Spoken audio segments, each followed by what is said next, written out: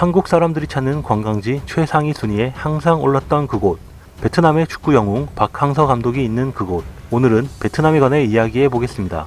코로나19 방역을 위해 국경을 봉쇄하고 외국인 입국을 금지한 베트남에서 100일 만에 감염 경로 미확인 확진자가 발생했습니다. 현지 언론에 따르면 이날 확진 판정을 받은 남성은 지난 20일 고열과 기침 증상으로 다낭 병원을 찾아 입원한 뒤 코로나 바이러스 검사를 했으며 이후 2차례 나온 검사 결과 모두 양성이었습니다. 다낭발 감염 확산으로 불과 6일 만에 43명이 확진 판정을 받았으며 수도 하노이와 호치민으로 감염이 옮겨가는 추세라 베트남 당국이 긴장하고 있습니다.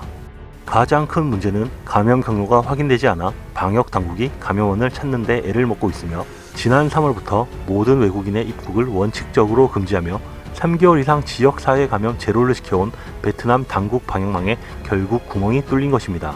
또한 최근 들어 한국과 베트남 간의 관계가 급속도로 냉각되었습니다. 올해 초 전 세계적인 코로나 사태 발생 후 일본보다 더 빠르게 한국의 입국을 막아선 조치에 많은 한국 국민들이 배신감을 느꼈고 등을 돌리게 되었습니다.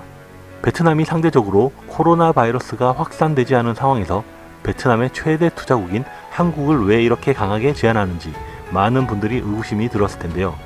입국 제한 조치 전인 지난 2월 24일 베트남 다낭으로 온 한국인 관광객들이 다낭 시내 폐병원으로 격리된 사건이 발생했습니다. 베트남 측이 사전 통보도 없이 대구에서 온 한국인들의 여권을 강제로 빼앗고 10시간 동안 격리한 외교적 결례를 저질렀으며 이에 한국 외교부에서 강한 항의를 보냈습니다.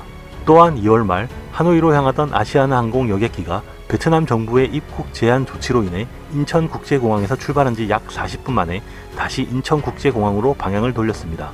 이 사건으로 인해 40여 명의 승객이 큰 불편을 겪었으며 이후 해당 노선의 다른 여객기들도 줄줄이 중단되었습니다.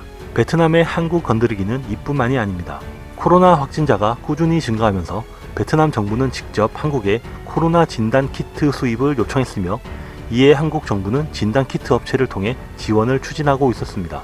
하지만 베트남 일부 현지 언론들은 이러한 정부의 요청과는 반대로 한국 진단 키트에 대한 부정적인 반응을 쏟아내는 등 한국 무시하기에 바빴습니다. 심지어 한 언론에서는 베트남에서 개발한 진단 키트는 검사 결과까지 시간은 오래 걸리지만 정확도는 100%라며 자화자찬하고 있으며 반대로 한국의 진단 키트는 빠른 진단만 가능할 뿐 정확하지 않다라며 근거 없이 조롱했습니다.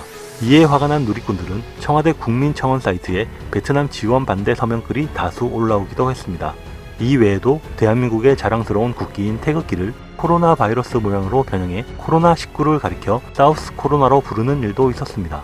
해당 게시물에는 수천 개의 댓글이 달렸으며 사우스 코로나라는 말에 동의하는 댓글이 대부분이었습니다. 이처럼 한국을 비하하고 불매 운동을 벌이는 등 혐한을 서슴지 않던 베트남이 최근 발빠른 태세 전환에 나섰습니다. 베트남 총리가 한국 기업 공장을 격려 방문한 데에 이어 현지 한국 기업들과의 대규모 투자 상담회를 개최하였는데요. 코로나 사태로 주춤해진 한국 기업의 투자 유치를 위해 총리까지 직접 나선 것입니다. 한국 기업들이 베트남 현지에 공장을 지으려던 계획을 줄줄이 취소하면서 경제적 타격이 현실화되자 뒤늦게 경제회생 방안을 모색하고 있는 것으로 풀이됩니다. 일부 언론 보도에 따르면 당초 삼성전자는 구미 사업장에서 생산 중인 프리미엄 스마트폰 일부를 해외에서 생산하려 했습니다. 경북 지역에 코로나19가 창궐하면서 생산시설이 제대로 돌아가지 못한 탓에 물량을 제때 생산하지 못하는 등 심각한 차질을 빚었습니다. 이에 원활한 물량 공급을 위해 구미 사업장 생산 물량 일부를 베트남으로 돌려 공급을 맞추려 했습니다. 하지만 한국의 코로나19 대처가 모범적이었고 구미 사업장에서 확진자가 발생하지 않고 있어 안정화 단계에 접어들었기에 계획이 취소된 것으로 보입니다. 베트남으로서는 생산 물량이 늘어날수록 국가적 수익이 증대되기 때문에 반가울 일이지만 베트남의 장밋빛 기대는 삼성전자의 계획 취소로 모두 물거품이 되었습니다.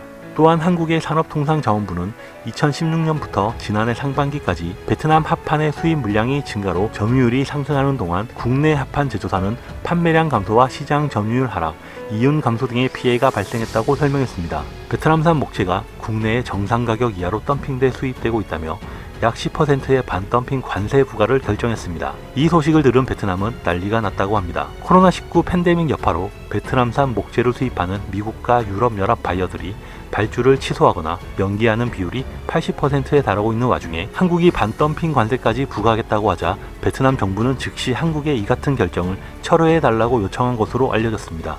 베트남에게 있어 목재 산업은 매우 중요한 산업 중 하나인데 이 같은 한국의 대처는 베트남에게 있어 매우 뼈아프게 느껴질 것입니다.